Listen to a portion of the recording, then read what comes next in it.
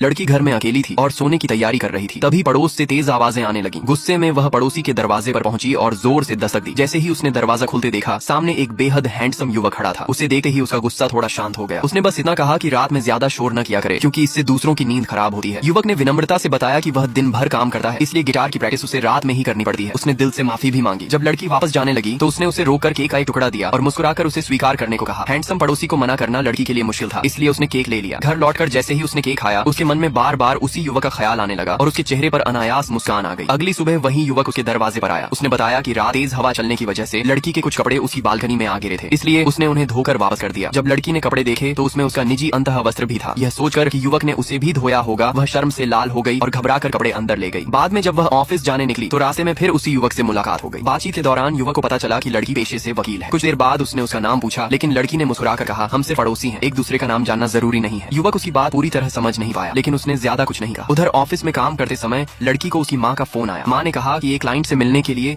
उसे एक coffee shop जाना होगा। लड़की बताए गए पते पर पहुंच गई, लेकिन जैसे ही उसने सामने बैठे व्यक्ति से बात करनी चाहिए, उसने मुस्कुराकर पूछा, क्या हम यहाँ ब्लाइंड डेट के लिए नहीं मिले हैं? तभी लड़की को समझ आया कि उसकी माँ ने उससे झूठ बोला था और शादी के लिए किसी लड़के से मिलने भेज दिया था। उसने साफ कह दिया कि फिलहाल उसकी शादी करने की कोई इच्छा नहीं है। इसी दौरान वही पड़ोसी युवक जो उसी कॉफी शॉप में काम करता था वहाँ पहुंच गया। उसने देखा कि सामने वाला व्यक्ति लड़की से बदतमीजी कर रहा है। उसकी मदद करने के लिए उसने फर्श साफ करने का बहाना बनाया और जानबूझकर उस आदमी को फिसला दिया। फिर उसने पास लगे सावधान फर्श गीला है वाले बोर्ड की ओर इशारा करते हुए कहा कि उसने पहले ही चेतावनी दे दी थी। यह नजारा देखकर लड़की अपनी हंसी नहीं रोक पाई। कुछ देर बाद युवक मुस्कुराते हुए उसके पास आया। उसे देखते ही लड़की के दिल में एक अलग ही खुशी भर गई। उसी पल उसे महसूस हुआ कि शायद उसकी जिंदगी में प्यार ने पहली बार दस्तक दी है।